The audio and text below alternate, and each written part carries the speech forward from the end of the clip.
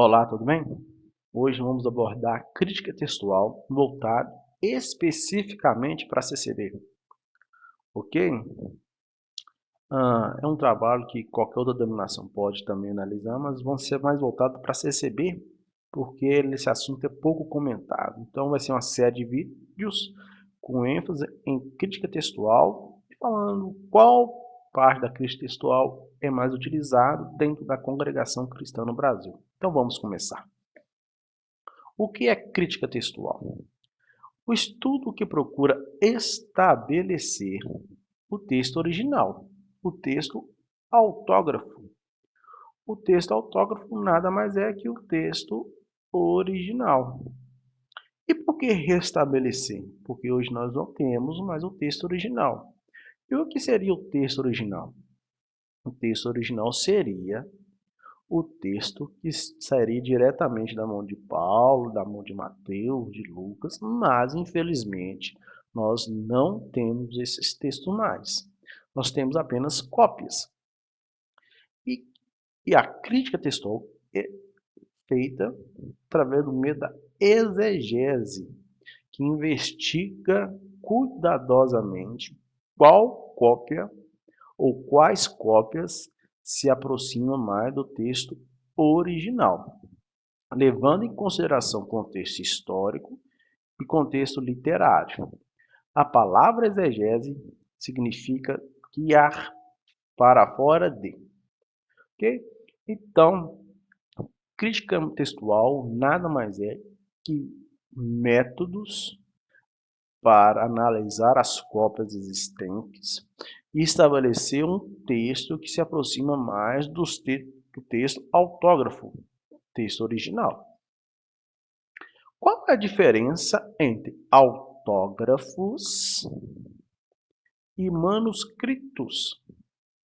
Autógrafos são os textos originais, feitos pelo autor ou feito pelo escriba, que era muito comum os profetas ou apóstolos ter alguém copiando a revelação que Deus passava através do apóstolo, do servo de Deus. E se nós tivéssemos originais, diretamente da mão do autor, nós teríamos uma clareza maior do evangelho. Mas, infelizmente não temos. Então, nós temos os manuscritos que viram em torno de 5.600 a 5.800 manuscritos catalogados. Existem dois tipos de manuscritos.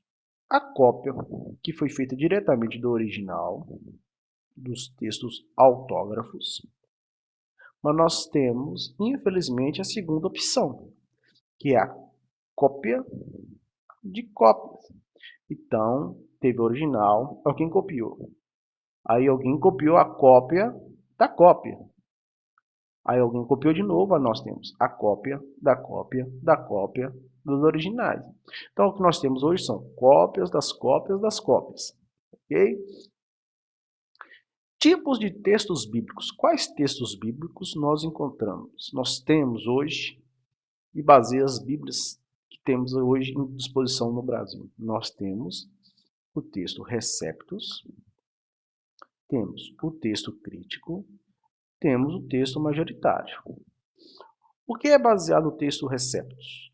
Conhecido também como texto recebido, é uma compilação de aproximadamente 6 manuscritos da região de Bizânio, os textos bizantinos, que foram utilizados intensamente no tempo da Reforma. Era o único texto disponível. Esse texto baseia várias Bíblias. O texto crítico tem uma outra metodologia. O texto crítico também é conhecido como texto eclético.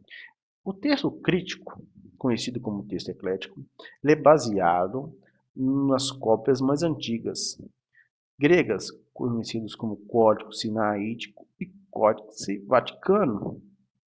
Não se preocupe com essas terminologias de códice, manuscritos, texto majoritário, texto crítico, recepto. Vamos aprofundar esses temas em outros vídeos. Apenas a introdução da série de vídeos. E esse texto crítico, conhecido também como texto eclético, é o texto mais utilizado no meio acadêmico, porque ele leva a seguinte teoria: como mais antiga a cópia, mais perto está do original, ok?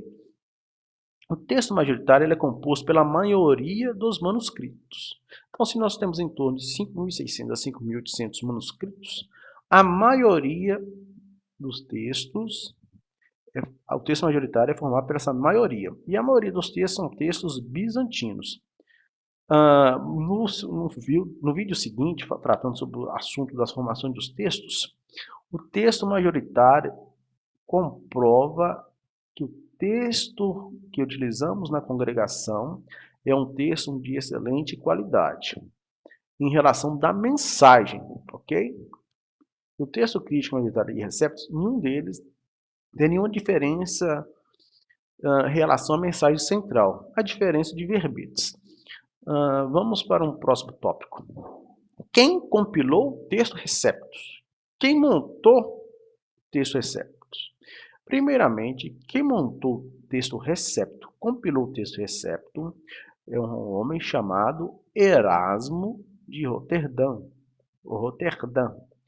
em 1516. Esse texto teve várias edições por outros teólogos e por mesmo Erasmo.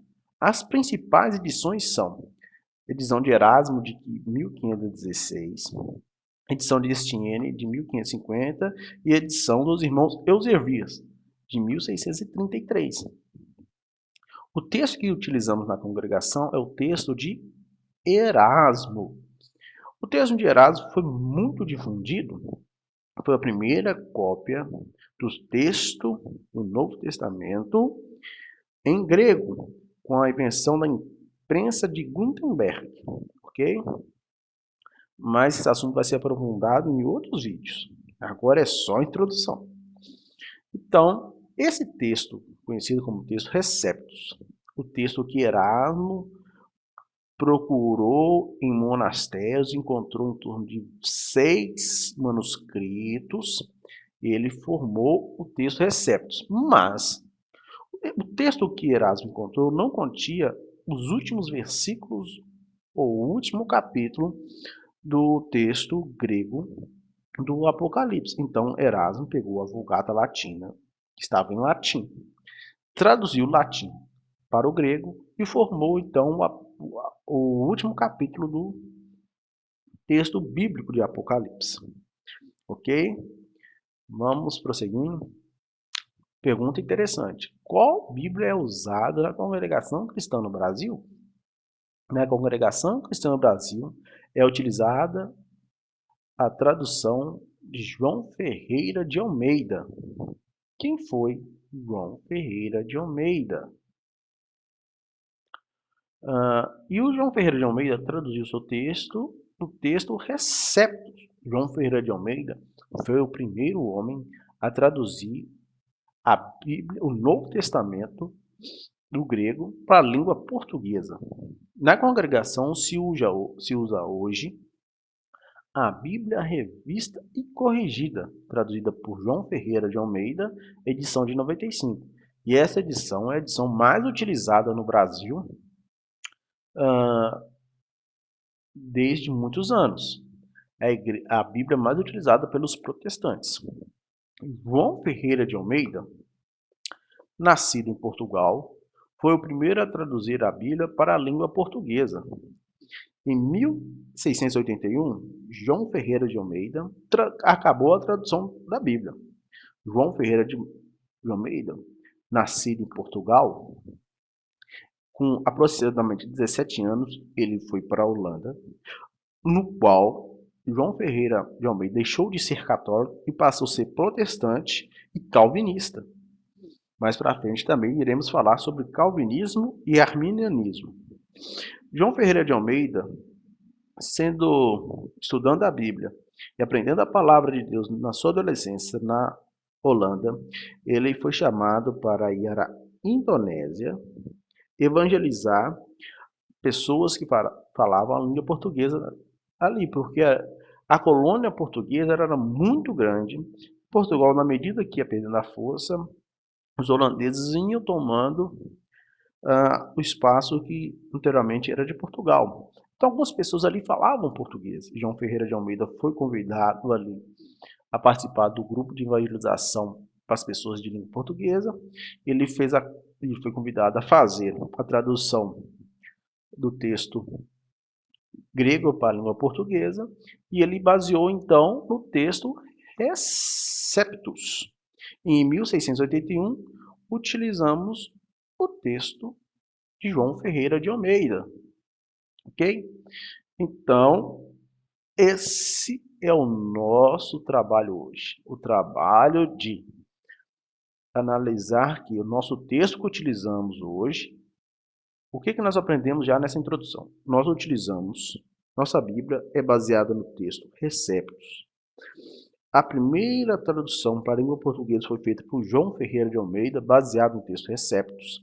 E o texto Receptus foi baseado em torno de 6 manuscritos gregos. Ok? Até o próximo série de vídeos. Agradeço por ter visto o vídeo até o final. Deixe seu like.